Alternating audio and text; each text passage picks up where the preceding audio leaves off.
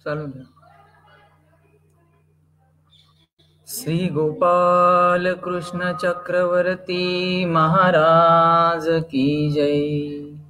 दंडवत दंडवत दंडवत। जय श्री कृष्ण।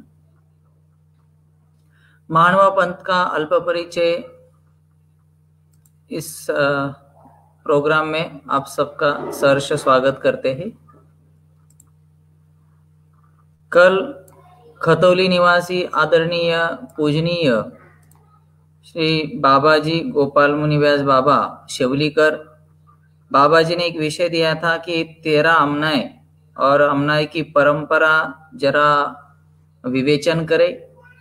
तो कल आया हुआ विषय आज उसी विषय पे हम यहाँ पे चिंतन करेंगे। विषय के लिए प्रारंभ करते हैं।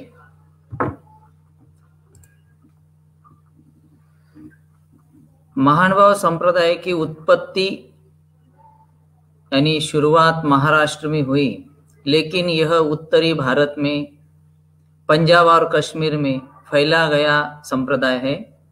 उत्तर दिशा में इस पंथ के जय श्री कृष्णी भक्त और जय श्री कृष्ण संप्रदाय आज भी उत्तर भारत में इस पंथ के आश्रम और महंत लोग हैं। समाजवादी और चतुर्वर्ण विरोधी विचारधारा इसके कारण यह संप्रदाय को बड़ी संख्या में अनुयायी मिले हैं। सर्वज्ञ श्री चक्रधर स्वामी जी ने इस महानुभाव पंथ की स्थापना की। महाराष्ट्र में उन्होंने पूर्वार्ध उत्तरार्ध काल में 8 साल तक कार्य किया और वो बेलापुर से उत्तर दिशा में चले गए। फिर महानुभाव पंथ की बागडोर आचार्य श्री नागदेव भट्ट इन्होंने संभाली। आचार्य श्री नागदेव भट्ट महानुभाव पंथ के प्रथम आचार्य है। महानुभाव संप्रदाय के अनुशासित रूप देना, महानुभाव संप्रदाय की साहित्य निर्मिति, ये महत्वपूर्ण कार्य आचार्य जी के कालखंड में पूर्ण हुए। तत्पश्चात आचार्य भाईदेव व्यास यानी कि आचार्य श्री नागदेव भट्ट जी के कैवल्यवास के उपरांत आचार्य श्री भाईदेव व्यास इन्होंने महानुभाव पंथ के बागडोर संभाली। वो महानुभाव पंथ के द्वितीय आचार्य बने। भाईदेव व्यास के कैवल्यवास के उपरांत महानुभाव पंथ के तृतीय आचार्य आचार्य श्री भास्कर भट्ट बोरीकर, जिन्होंने उद्योगिता शिशुपालवत ग्रंथ लिखा है, वो तीसरे आचार्य। भास्कर भट्ट बोरीकर इनके कैवल्यवास के बाद आचार्य श्री परशुराम व्यास महानुभाव पंथ के चौथे आचार्य बने और उन्होंने महानुभाव पंथ की कमाल संभाली।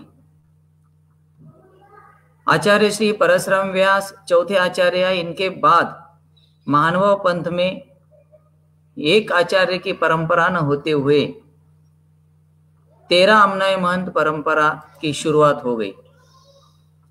महानुभाव संप्रदाय के 13 अमनाय आचार्य है। स्वामी जी एक प्रमुख थे, उनके बाद एक एक ही प्रमुख चले 4 लोगों तक, इसलिए 4 आचार्य प्रमुख। और उनके बाद महानुभाव पंथ के 13 आचार्य हुए। तो 13 आचार्य जो अमनाय, उनके पहले नाम इस तरह से है: उपाध्याय अमनाय, कवीश्वर अमनाय, पारिमंडल्य अमनाय, अमृते अमनाय, मदलसा अमनाय, कुमार अमनाय, यक्षदेव अमनाय, दामोदर अमनाय, हरिदेव अमनाय, जयदेव अमनाय, सालकर अमनाय, दिवाकर अमनाय और महेश्वर अमनाय। इस अमनाय का विभाजन 3 शाखा में किया गया है: उपाध्याय शाखा, कवीश्वर शाखा और पारिमंडल्य शाखा। यानी कि महानुभाव पंथ के 3 शाखा और 3 शाखा के ये 13 आचार्य। एक एक शाखा के एक एक प्रमुख है। जो प्रमुख होते हैं उन्हें शाखा प्रमुख कहते हैं, कुलाचार्य कहते हैं, कुल के प्रमुख। उपाध्याय कुल के प्रमुख उपाध्याय कुलाचार्य, कवीश्वर कुल के प्रमुख कवीश्वर कुलाचार्य और पारिमंडल्य कुल के प्रमुख पारिमंडल्य कुलाचार्य, ऐसा कहा जाता है। तो ये जो 13 आचार्य है, अगर ये देखा जाए तो वैद्य दत्तोबास नामक एक बड़े संत महानुभाव पंथ में 1365 से 1370 तक रहे हैं। इस समय समाज की स्थिति उन्होंने संभाली। छोटे बड़े सभाएं सब उनके साथ थे, छोटे बड़े मार्ग उनके सन्निधान में थे। वैद्य दत्तोपास का जब कैवल्यवास हुआ तब 13 शूरवीरों ने अपनी अपनी शाखा वो तैयार की, वो अलग हो गए और अपने तरीकों से मार्ग को स्वतंत्र बना लिया। इनमें कवीश्वर उपाध्याय पहले 2 आचार्य थे। जो वैद्य दत्तोपास का आश्रम था, उस आश्रम में, उस मार्ग में पहले लगभग सारे ये आचार्य रहते थे। परशुराम व्यास के बाद जो आचार्य तैयार हुए हो, क्योंकि वैद्य दत्तोपास बड़े ज्ञानी थे, ज्ञानवृद्ध, तपोवृद्ध, वयोवृद्ध थे। लेकिन वैद्य दत्तोपास के बाद कुल 11 नए आचार्यों की स्थापना हुई। वैद्य दत्तोपास जानकार, ज्ञानी और परिपक्व होने के कारण सभी अनुरोध पर उन्हें आचार्य के रूप में नियुक्त किया था। सब लोगों ने उन्हें अनुरोध किया था कि आप मानव पंथ में हमें ज्ञानदान करें। वैद्य दत्तोपास के बाद, उनके कैवल्यवास होने के बाद, जो उनके सारे शिष्य थे, उन्होंने नागोव्यास खामनीकर इनको कवीश्वरपुर की प्रमुख गद्दी प्रदान की, आचार्य बनाया नागोव्यास जी को खामनीकर। तब हर एक संत ने उनके पास रहना आवश्यक था, क्योंकि एक ही मार्ग रहे, एक ही आचार्य का नेतृत्व हो सकता था। लेकिन जो नागोव्यास खामनीकर थे, उनके पास सारे संत रहने के लिए तैयार नहीं थे। 13 शूरवीर बुद्धिमान लोग वहां मौजूद थे और वो कुछ आचार्य खामनीकर नागोव्यास के समान थे, तो कुछ उनसे भी श्रेष्ठ थे। इसलिए आचार्य पद के लिए पुत्र चाहेबास और नागोव्यास, इनमें जरा प्रतियोगिता शुरू हो गई। पुत्र चाहेबास यानी के दर्यापुरकर प्रतिष्ठा और नागोव्यास यानी के खामनीकर प्रतिष्ठा, इनमें थोड़ी सी स्पर्धा, प्रतियोगिता चालू हो गई और कवीश्वर के एक आचार्य के 2 आचार्य मानव पंथ में बनाने पड़े। इस प्रतियोगिता 72 बहुत देर तक चली। अंत में समझौता हो गया और नागोव्यास आचार्य बने। पुत्र चाहेबास, उन्हें भी कवीश्वर कुलाचार्य बनाया गया और उन्हें प्रसाद की पेटी, अरे वाह, प्रसाद की पेटी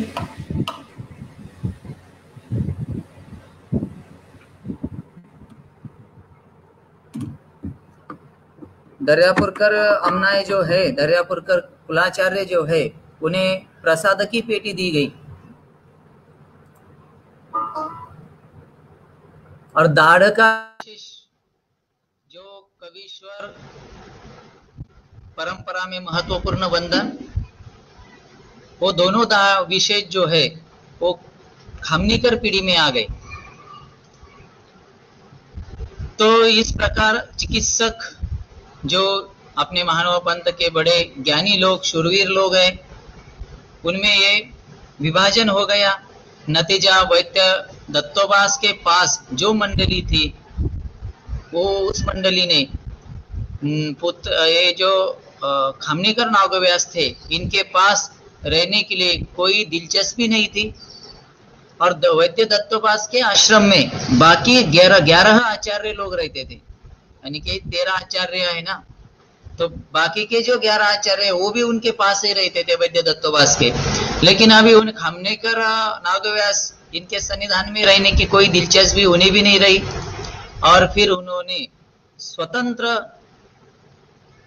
आचार्यत्व घोषित किया और हम वो स्वतंत्र हो गए। और इस तरह से ये वैद्य दत्तोपास के कैवल्यवास के उपरांत मानव पंथ के 13 अमनाय मंत्र स्वतंत्र आश्रम बना के अपना धर्म प्रचार का कार्य करने लगे। परशुराम व्यास के बाद ही 13 अमनाय तैयार हुए, लेकिन मानव पंथ के 2 ही आचार्य थे, उपाध्याय कुलाचार्य और कवीश्वर कुलाचार्य, और बाकी जो थे 11 आचार्य ये इनके साथ रहते थे। कुछ कोई आचार्य वैद्य दत्तोबास के पास, तो कोई कुछ आचार्य रहते थे। इस तरह से अपनी जो पूरा मार्ग था उसका नेतृत्व सिर्फ उपाध्याय कुलाचार्य और कवीश्वर कुलाचार्य करते थे। लेकिन जब कवीश्वर गद्दी पर नागोव्यास खामनीकर को बिठाया गया और इनकी नियुक्ति पुत्र चाहेबास को अच्छी नहीं लगी, इसलिए वहां पे 2 कुलाचार्य बनाए गए, 2 से 3 और अब 3 से 4 कुलाचार्य कवीश्वर शाखा में है। कवीश्वर कुलाचार्यों की संख्या वहां पे 4 है। लेकिन ये नेतृत्व यहाँ पे एक कवीश्वर कुलाचार्य और वहां पे इस तरह से ये नेतृत्व हुआ करता था। तो अभी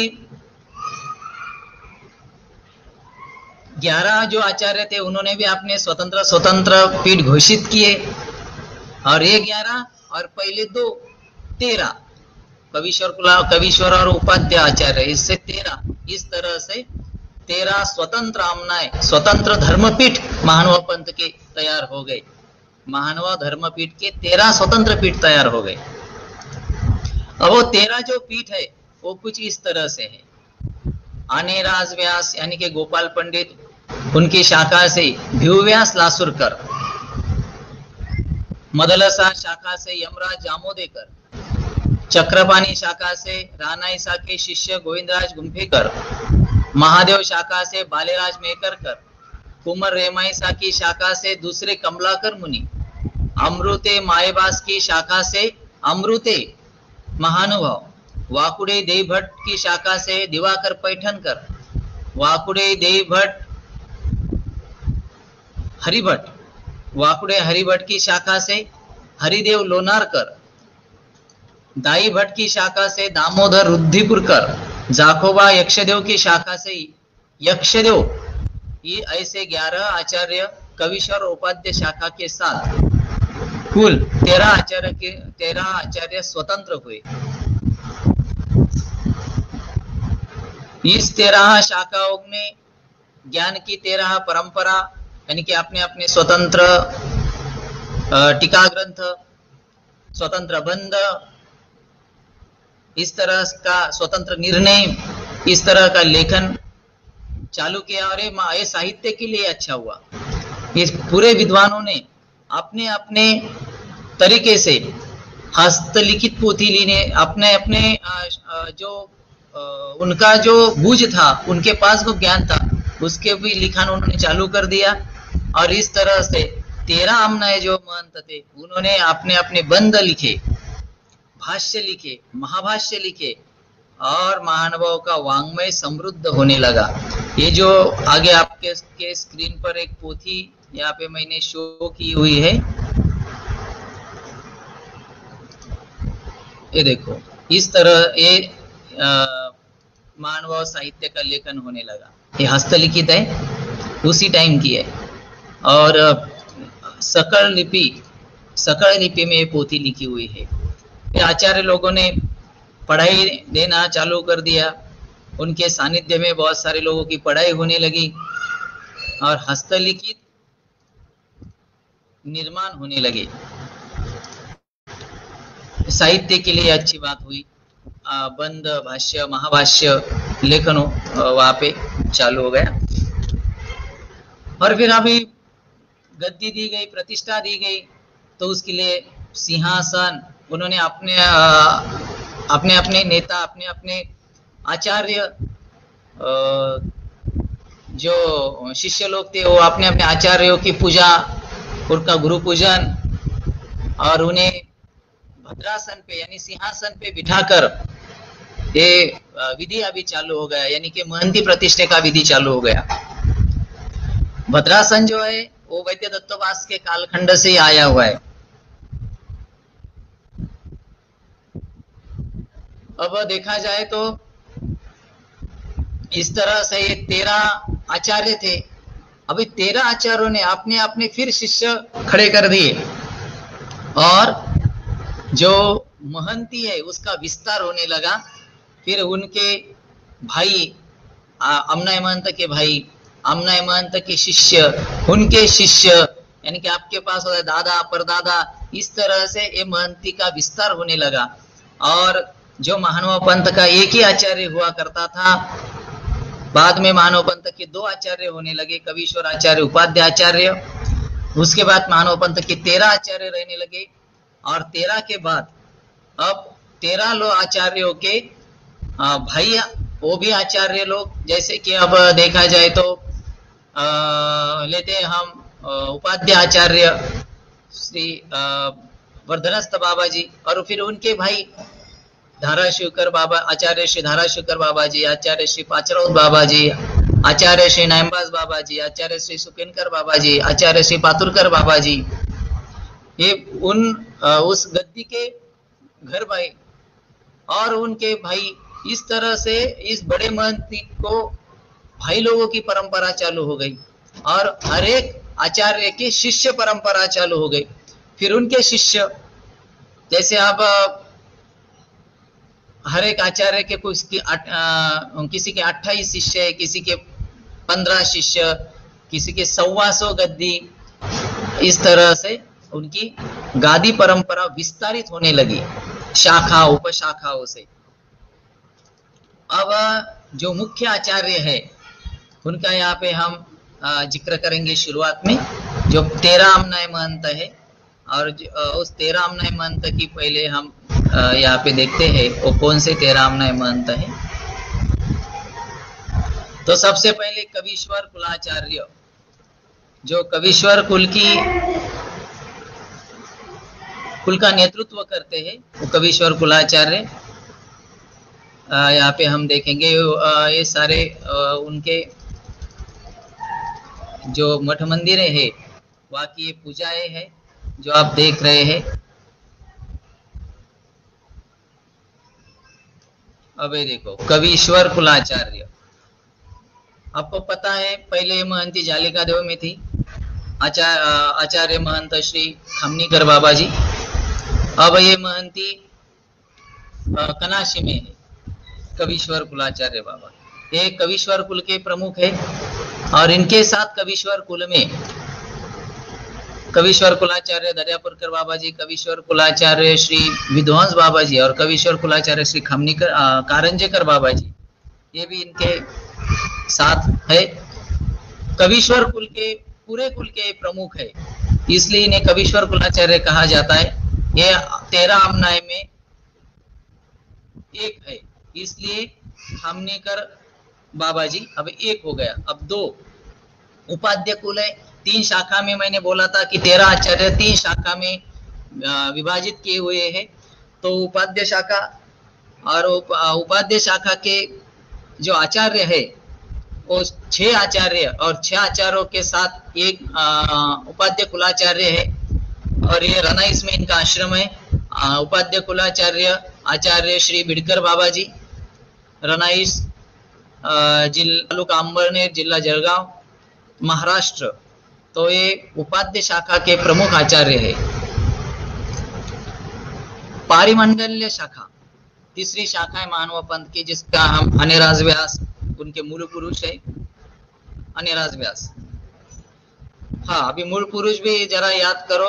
ये देखो, ये जो खामनीकर बाबा जी, नागोव्यास खामनीकर इनके मूल पुरुष है, वहां से शाखा चालू हो गई। ये वर्धनस्थ बाबा जी, इनकी शाखा हिराइसा, इनकी मूल पुरुष है हिराइसा।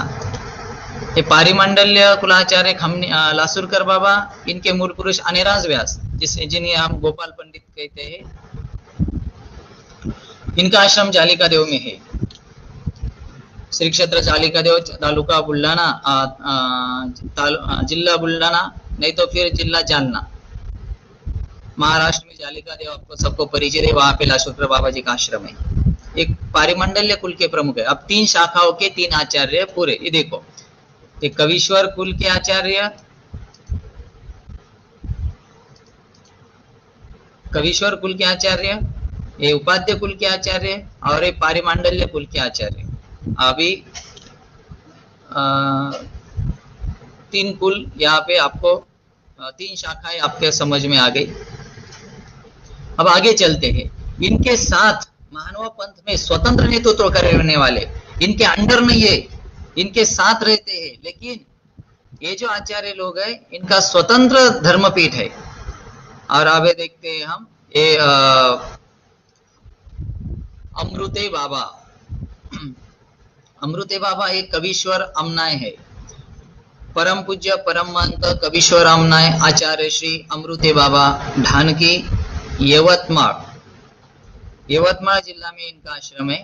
ढानकी 12 खांडी अब करते हैं, उसमें एक उपखांड है ढानकी नाम की, तो ढानकी में इनका आश्रम है। तो ये अमृते बाबा जी, इनके मूल पुरुष मायम्बा जी जिनका जिक्र हमने पहले किया है। कवीश्वर अमनाय कुमार पीठाधीश परम पूज्य परम महंत आचार्य श्री कोठी बाबा जालना महाराष्ट्र। कोठी बाबा जी का ये यहाँ पे आपको फोटो भी हम शो कर रहे हैं, आप जरा देख सकते हैं। तो ये जय बाबा कोठी बाबा, ये इनका आश्रम जालना में है, जहाँ पे हमारा चरणांकी स्थान भी है जालना शहर में। और कवीश्वर जो शाखा है, कवीश्वर शाखा में ये स्वतंत्र अमनाय है। अब आपके सामने परम पूजनीय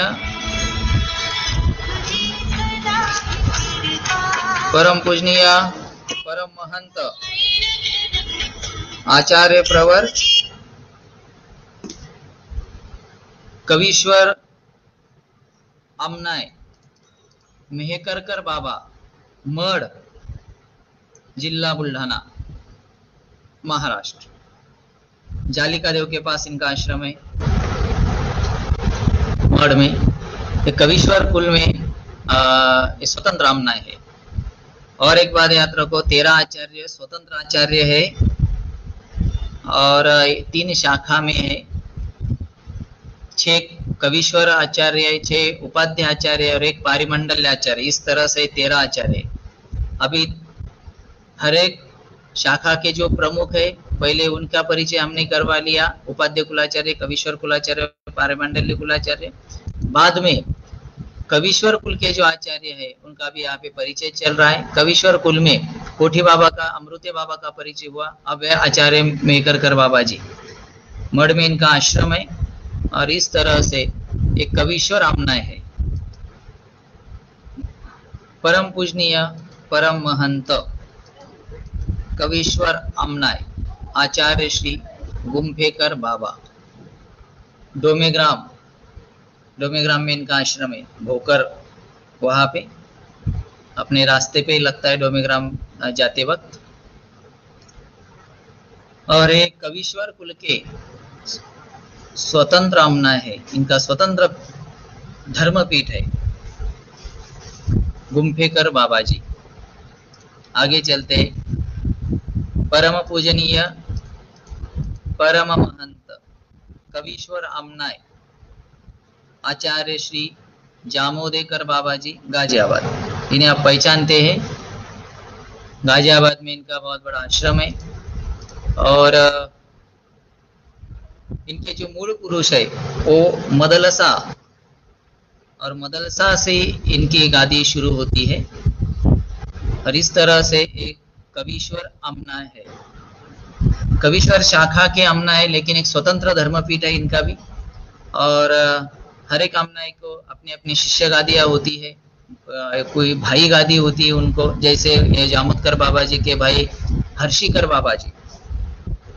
और इनकी जो शिष्य गादी है, उनके कुछ महाराष्ट्र में कुछ शिष्य गादी भी है। इस तरह से एक कवीश्वर शाखा के 5 अमनाय महंत और 1 कुलाचार्य, और 6 लोग यहाँ पे आपको परिचित हो गया। ये देखो, और एक बार आपके सामने शो कर रहा हूं।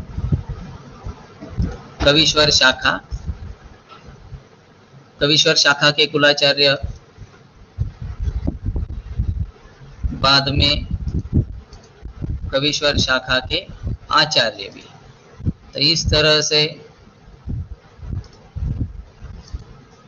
3, 4 और 5 और एक बार 1, 2, 3, 4 और ये 6 बाबा जी। इस तरह से कविश्वर शाखा का परिचय आपको हो गया। अब आगे चलते हैं उपाध्य शाखा की ओर। उपाध्य शाखा के कुल, एक मिनट, उपाध्य शाखा के कुलाचार्य वर्धनस्थ बाबा जी। उपाध्य शाखा में भी 6 आचार्य है बाबा जी, और बाबा जी के साथ 5 आमनाय महंत है।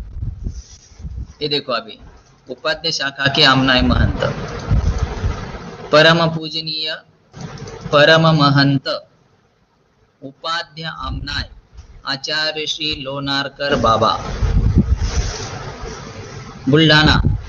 जालिका देव में भी इनका आश्रम है। अब ये बुल्ढाना में रहते हैं। ये उपाध्य आमनाय। आगे चलते, आदरणीय श्रद्धेय परम पूजनीय परम महंत उपाध्य आमनाय आचार्य श्री साळकर बाबा जी, धुले नामक ठिकान महाराष्ट्र में है, और धुले में इनका आश्रम है।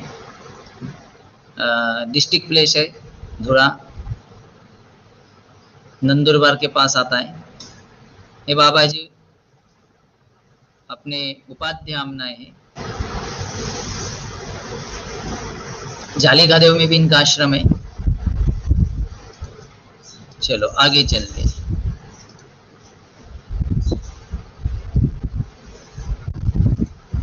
परम पूजनीय परम महंत उपाध्य आमनाय आचार्य श्री यक्षदेव बाबा जी, रुद्धपुर। इनका रुद्धपुर में आश्रम है। यक्षदेव एक स्वतंत्र धर्मपीठ है, म्हणजे 13 लोगों का स्वतंत्र धर्मपीठ है। मैंने पहले से आपको बताया, इन पे किसी का भी छत्र नहीं, ये नहीं है, नेतृत्व नहीं। ये 13 लोग अपना अपना नेतृत्व करते हैं। ऐसे नहीं कि इनके कोई और भी प्रमुख है, नहीं, ये 13 लोग स्वतंत्र है। इन 13 लोगों के प्रमुख चक्रधर स्वामी। गादी के हिसाब से देखा जाए तो दूसरे कोई बाबा जी इनके प्रमुख आचार्य नहीं है। ये अपने अपने पीठ के स्वतंत्र आचार्य है 13 लोग। आचार्य प्रवर उपाध्य आमनाय यक्षदेव बाबा जी, रिद्धपुर। आचार्य प्रवर परम पूजनीय परम महंत उपाध्य आमनाय पैठनकर बाबा जी, रुद्धपुर में इनका आश्रम है। ये उपाध्य शाखा के आचार्य है। और अभी लास्ट यहाँ पे आपके सामने परम पूजनीय परम महंत उपाध्य आमनाय आचार्य श्री रुद्धपुरकर बाबा जी, अजंठा में इनका आश्रम है। अब जालिका देव में जाते हैं तब अजंठा लगता है, तो यहाँ पे बाबा जी का आश्रम है और उपाध्य आमनाय।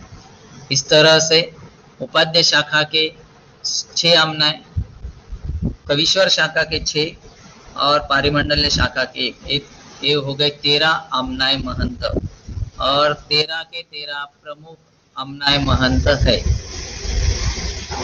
अब आगे आमनाय महंत में इनको कोई भाई लोग है, चला भाऊ, उसको भाऊ गादी ऐसे कहते हैं। इन्हें शिष्य लोग है, उसे शिष्य गादी कहते हैं। उपाध्य आमनाय के महंत है 1, 2, 3, 4, 5 और उपाध्य कुलाचार्य। इस तरह से 6 हो गए। अब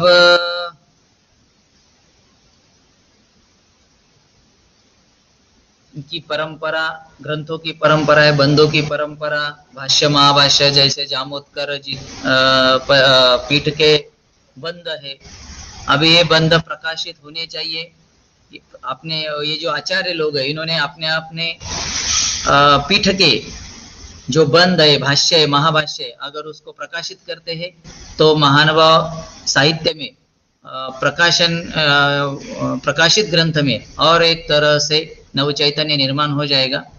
और ये पुराने ग्रंथ वहाँ पे संग्रहालय में है, जैसे यक्षदेव संग्रहालय में उनके अपने यक्षदेव पीढ़ी के ग्रंथ है। तो इस तरह से ये ग्रंथ भी मैंने देखे हैं। अभी ये जो आचार्य लोग हैं इनकी देव पूजा में कुछ वंदन है, तो ये पंथ के जो आचार्य है तो आचार्य को महंती देते हुए उनको देव पूजा, प्रसाद जोड़, मठ, परिवार, शिष्य गादी इतना पूरा दिया जाता है। और यहाँ से हमें इनका परिचय भी होता है कि ये बाबा जी के पास ये देव पूजा है, ये महत्वपूर्ण विशेष है, वगैरह वगैरह। तो देखो अभी ये विशेष बाबा जी के आश्रम में हमें करने को मिलेंगे।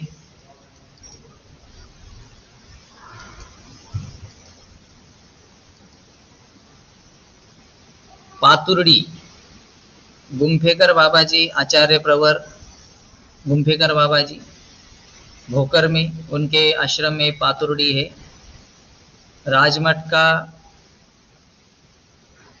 जो प्रवेश द्वार था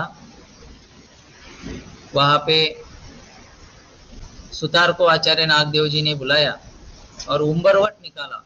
उम्बरवट यानी उम्बरा, दरवाजे की नीचे वाली बाजू, और उसके पात्र बनाए, कुछ मणि बनाए वंदन करने के लिए। तो माला जैसे जो प्रसाद वंदन में आते हो, तो ये राजमठ के उम्बरवट की पातुर्डी और एक पात्र भी उन्होंने बनाया था। तो इस तरह से ये पातुर्डी, ये गुम्फेकर पीढ़ी का वंदन है। आचार्य प्रवर उपाध्याय हमना लोनारकर बाबा जी, उनके पीढ़ी का वंदन है। पीढ़ी का कुलवंदन कहते हैं इसे।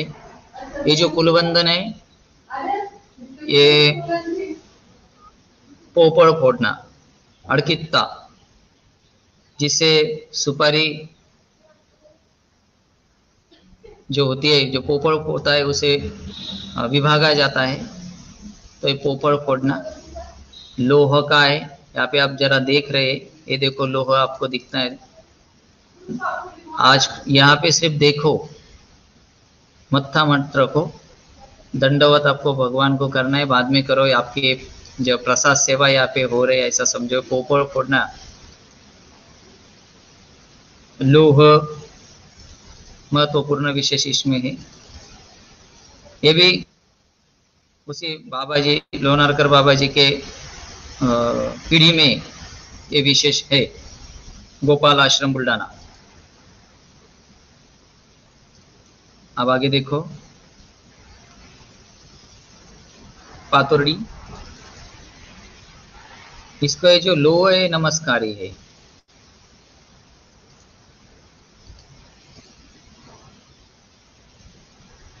माचोली ये रनाइस में है। उपाध्याय कुलाचार्य वर्धनस्थ बाबा जी, बहुत महत्वपूर्ण ये माचोली है।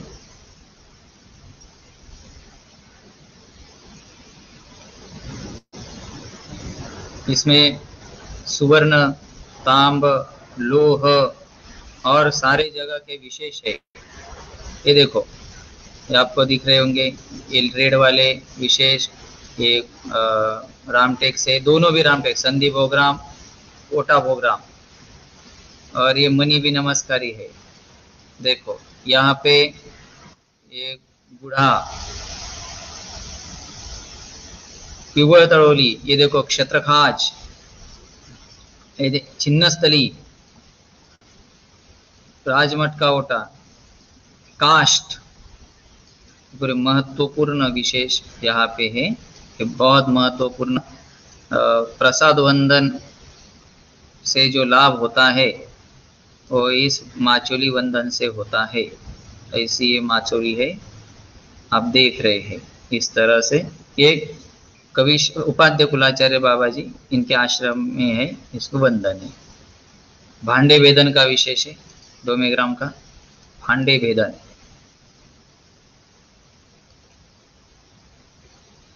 ये पाथेकर बाबा जी का कुलवंदन था। अब ये देखेंगे इस तरह से महत्वपूर्ण विशेष या आचार्य लोगों की पूजा में है।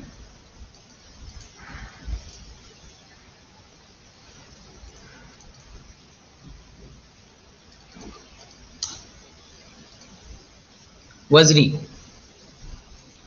वज्री का विशेष लासुरकर बाबा जी का कुलवंदन है। जालिका देव वज्री, आप देख रहे हैं जालिका देव में वज्री का विशेष। 2 ग्राम में जो स्थान है वज्री का प्रसादवत है, और इस वज्री का महत्वपूर्ण विशेष है जालिका देव में। लासुरकर बाबा जी का कुलवंदन है। ये वज्री का है, ये देखो, इसे कहते हैं वज्री। ये वाला जो विशेष मैंने बताया ये भी लासुरकर बाबा जी के पीढ़ी में है, लेकिन ये वज्री का नहीं, ये आसन चिन्ह स्थली है, और ये वज्री का विशेष है। 2 ग्राम में स्थान है वज्री का।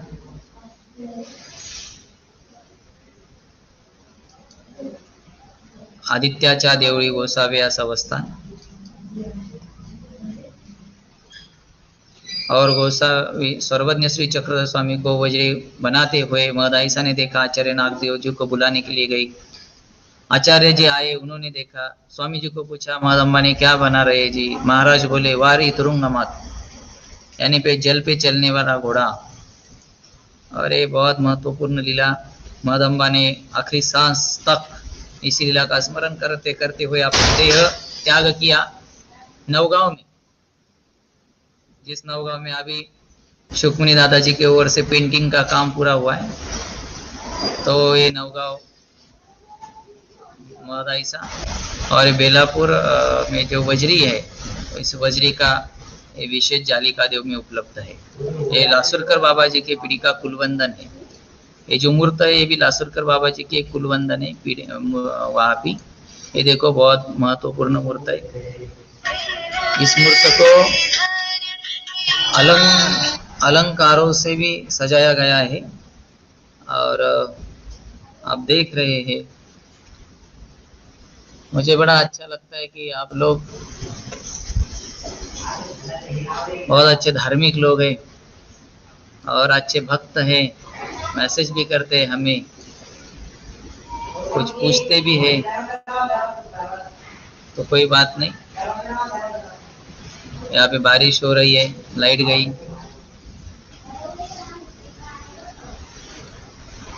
वज्री, एक बार मैंने उसका फोटो निकाला था, बहुत बढ़िया फोटो आया है, देखो।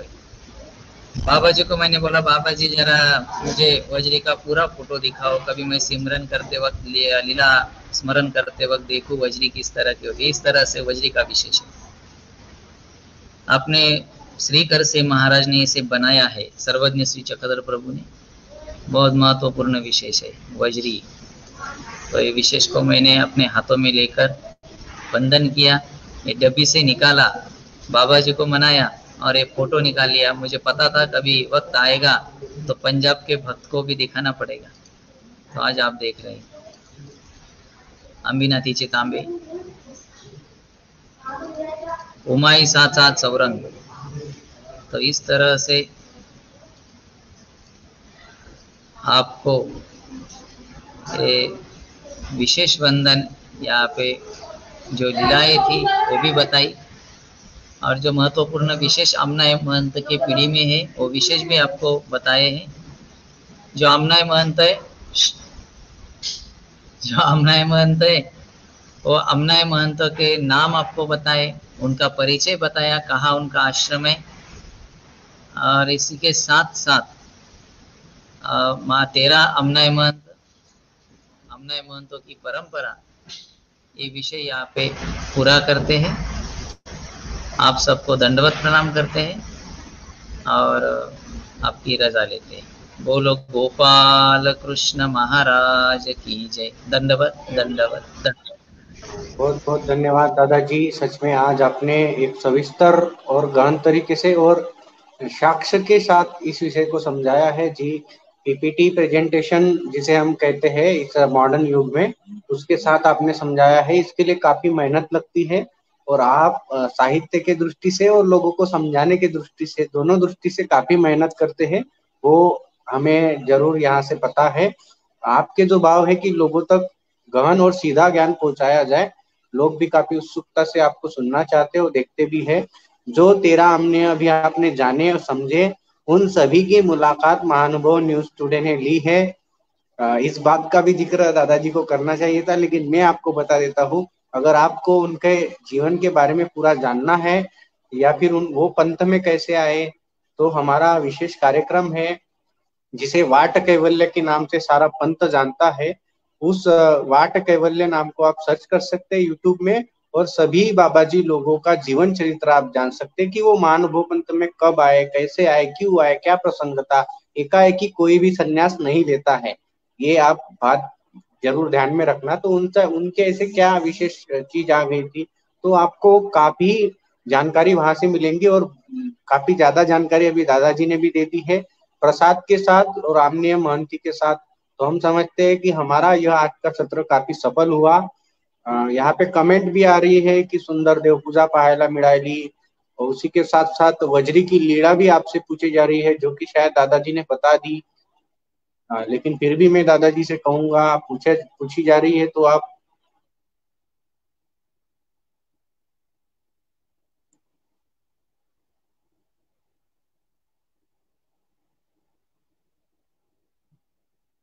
दादाजी हमें वज्री की लीला। वज्र की लीला का यहाँ पे जिक्र हो गया। जी थोड़ा सा नेट प्रॉब्लम, जी जी नेट खत्म हो बिल्कुल। गया। आप फिर से एक बार रिवर्ट करके वीडियो देख लीजिएगा। वज्री की लीला दादाजी ने बता दी है। हम भी दादाजी के समस्या को समझना चाहिए। अभी तो वो लाइव आने वाले नहीं थे, लेकिन मैंने कहा दादाजी हमें ठीक है, आप ऐसे भी देखे तो भी चलता है, लाइट कम रहा तो भी चलेगा। दादाजी ने उस विनंती को स्वीकार किया, और शायद कोई पीछे से उन्हें फ्लैश दिखा रहा है, तब दादाजी बोल रहे हैं। समस्या सभी के सामने है, लेकिन हम समस्याओं को लांग कर आप तक पहुंचते हैं। तो आपको भी हाँ इस समस्याओं को समझना चाहिए और हमारे हृदय के भावनाओं को भी समझना चाहिए। हम नित्यता काम करते हैं कि अभी ये जो सवाल है कर्तव्य क्या होता है, तो धर्म प्रचार ही कर्तव्य होता है। इसके बारे में और ज्यादा हमारे जो अधिकार है वही सवाल पूछिए। देखिए, सामने अगर कोई बैठा है जो आपके सवालों के, आपके जिज्ञासों का जरूर उत्तर दे सकता है, तो उनके अधिकार में जो आता है वो वही बोलेगा। जैसे मैं एक न्यूज रिपोर्टर हूँ, तो मैं विनंती करके दादाजी से वो सवाल तो पूछ लूंगा, लेकिन अगर मैं अपने अधिकार के बाहर जाके बोलता हूँ, तो जरूर वो मैं वहां पे प्रमाद जोड़ लूंगा, मैं गलत राह पे चला जाऊंगा धर्म से। तो हमें भी समझना चाहिए कि सवाल जब हम पूछते हैं, तो उसके अधिकार अब दादाजी को नहीं है कर्तव्य बताए, क्योंकि वो तो खुद किसी के शिष्य है, और अपने गुरु का कर्तव्य बताएंगे तो वो तो अवहेलना हो जाएंगी ना उस पद की। तो हम यहाँ पे 19 अल्प परिचय, सबसे पहले हमारे टाइटल को समझिए। हम अल्प परिचय को कहते हैं शुभम ताकि भाई, आपको एक पोस्ट की मैंने आमना महंत के नाम की, तो इस पोस्ट को जरा आप शो करें। कि इसको प्राइवेट पे मैंने पोस्ट किया, आपको प्राइवेट जी पोस्ट है बिल्कुल आपको। बिल्कुल, मैं उसको सिलेक्ट कर रहा हूँ और मैं पोस्ट भी कर दूंगा इसे। बस एक पहले मिनट की छः बात है। छः छः तक ले लो और बाद में 6 से आगे भेजता हूँ। जी बिल्कुल। दादाजी ने बताया, आपके सवाल हो जरूर आज कमेंट करके आप पूछ लीजिए। हम बात कर रहे हैं कि आपको जो महानुभव पंथ शुरू की करो। जानकारी है वो जानकारी दे सके, महानुभव पंथ के बारे में अल्प परिचय आपको बता सके। अल्प परिचय के थ्रू ही ये सारी जानकारी दे रहे हम। आप आज तक डीप में नहीं गए हैं, पूरे शास्त्र के बारे में नहीं बोल सकते। जो मैंने कमेंट भी दादाजी की शो कर दी है, ये सारे नाम है। आणखीन भी है। हाँ, आप नाम भी देख सकते हैं। टेक्निकली काफी समस्या हमें आती है, फिर भी हम उस समस्याओं को आगे तोड़कर लो। आप तक पहुंचने का प्रयास करते हैं। आज लाइट भी लाइव नहीं में है। चालू रहते हैं। हाँ, लाइव में चालू रहते हुए ये सब काम करना, इस तरह से और ये हमारे अपना पास, मोबाइल के हाँ टार्च से काम चल रहा है अभी। उतना हमारे अ, लेटेस्ट साधन भी नहीं है कि हम जो आपको पूरा हम्म। लेटेस्टली बता सके, आप ये भी समझ लीजिए। हाँ, ये अभी यहाँ पे 13 अमनाई महंत और उनके गांव जिला आपको पूरा परिचय यहाँ पे दिया हुआ है, तो आप ये देख सकते हैं। कमेंट में आप जरूर देख लीजिएगा। प्रयास होता है उतने हद तक हम करते हैं, काफी फोन कॉल भी आते हैं, पंजाब, दिल्ली, हरियाणा, चंडीगढ़ से भी आज सुबह कॉल आया था जो बोल रहे थे कि घर बैठे हमें जो ये ज्ञान मिल रहा है सच में वो बहुत ही ये है। इसीलिए हमने विशेषता हिंदी में सत्र रखा है, सुखमुनि दादाजी के कहने पे, कि जो हमारे उत्तर भारतीय पंथीय लोग हैं उन्हें समझ सके। हम मराठी है तो हिंदी तो समझ ही लेते हैं, उन्हें थोड़ी मराठी समझने में समस्या जाती है, उसलिए पंथ के जनरल आचार्य नॉलेज। का क्या कर्तव्य है? नेतृत्व करना उनका है ना, हाँ नेतृत्व हाँ, करते हैं, अपने अपने कि कुल का उन्होंने नेतृत्व। उन्होंने बाद में मैं ये भी अभी पूछा। उन्होंने जिक्र किया तो मैं उनको उत्तर भी देता हूँ भाई, चलो। जी वो जी। अपने कुल का नेतृत्व करते हैं, उनका जो स्वतंत्र पीठ है उसका नेतृत्व करते हैं, पूरे पंथ का नेतृत्व ये 13 लोग मिलकर करते हैं, पूरे पंथ का नेतृत्व 13 आचार्य मिलकर। स्वामी जी जैसे एक ही प्रमुख थे, फिर चार एक एक प्रमुख थे, आचार्य श्री नागदेव भट्ट, भाई देव व्यास, मैंने बताया। बाद में 13 लोग हैं, ये 13 लोग एक पूरे 13 मिलकर नेतृत्व करते हैं महानुभाव पंथ का। और एक एक आचार्य को देखा जाए तो अपने अपने कुल का नेतृत्व करता है। जैसे आपके यहाँ से बताया जाए तो आपके कैसा एक पार्टी होती है, किसी पार्टी का कोई नेता होता है, इस तरह से परिवार धर्म, प्रमुख भी कह सकते हैं हम, परिवार इस प्रमुख भी तरह कह से सकते हैं। धर्म पीठ है और धर्म, हाँ परिवार होता है, उसमें कोई प्रमुख होता है परिवार का, जी इस तरह से धर्म पीठ है और उसका वो नेतृत्व करते हैं।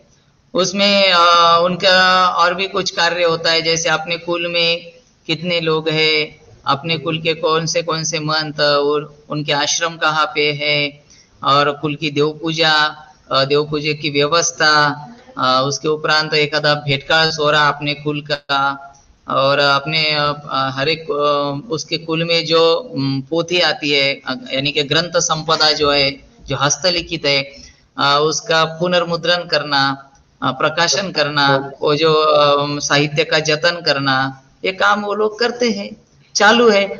और उनका विस्तार होता है, बहुत जगह पे उनके आश्रम होते हैं, एक एक बाबा जी के 4 4 5 5 जगह पे आश्रम है, कि चरणांकित स्थान पे वो सेवा देते हैं, उनके कोई चेले को रखकर वहां पे वो सेवा करते हैं। ये उनकी बहुत बड़ी सेवा है और वो सेवा कर रहे हैं। इस तरह से उनका वो कर्तव्य और वो कर्तव्य का पालन भी करते हैं। हमें भी उन्होंने कमेंट अपने कर्तव्य का पालन करना है। हर एक कुटुंब प्रमुख की बहुत सारी सेवाएं होती है, वो देते हैं आगे। उन्होंने कमेंट भी की है कि तीर्थ पहुंचाना हमारा उद्देश्य नहीं था, जिज्ञासा थी, जरूर जिज्ञासा ही हम यहाँ पे बताने का प्रयास करते हैं। लेकिन अभी दादाजी ने तो जितना आंसर दे दिया, मैं इस पे और ज्यादा नहीं बोलूंगा। जितना सा है तो आप पूरी की। ठीक है।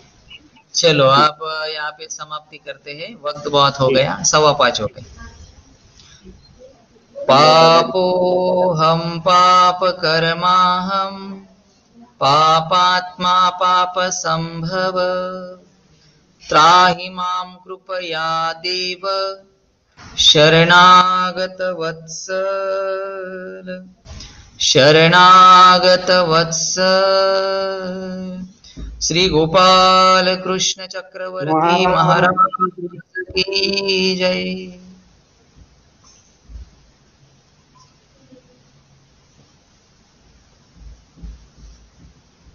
काफी कमेंट आ रहे हैं जी, दंडवत दादा, दंडवत। आपको कार्यक्रम अच्छा लगा हो तो शेयर करना ना भूले, सभी को दंडवत। कमेंट भी काफी आ रहे हैं। सुखमुनि दादाजी, कल मिलेंगे सुखमुनि दादाजी।